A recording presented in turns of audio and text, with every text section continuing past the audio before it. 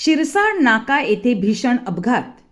ट्रकच्या धडकेत महिला शिक्षिकेचा जागीच मृत्यू. परिसरात हळहळ. प्रशासनावर प्रश्नचिन्ह.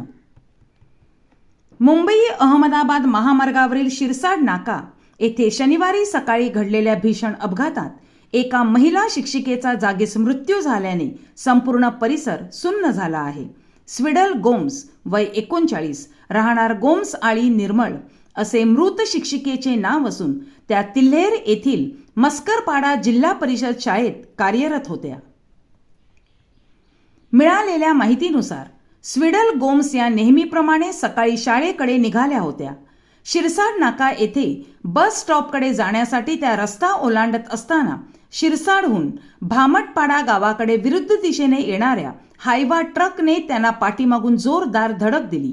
धडकेची तीव्रता इतकी भीषण होती की ट्रकचा टायर त्यांच्या अंगावरून गेल्याने त्यांचा जागीच मृत्यू झाला.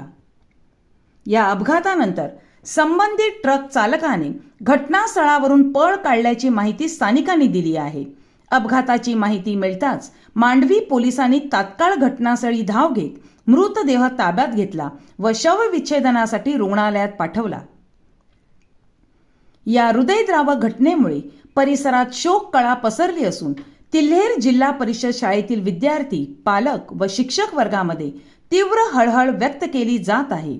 एक हसतमुख, कर्तव्यदक्ष आणि विद्यार्थ्यांमध्ये लोकप्रिय असलेली शिक्षिका अशा दुर्दैवी अपघातात काळ्याच्या पडद्याआड गेल्याने अनेकांच्या डोळ्यात अश्रू दाटले आहेत.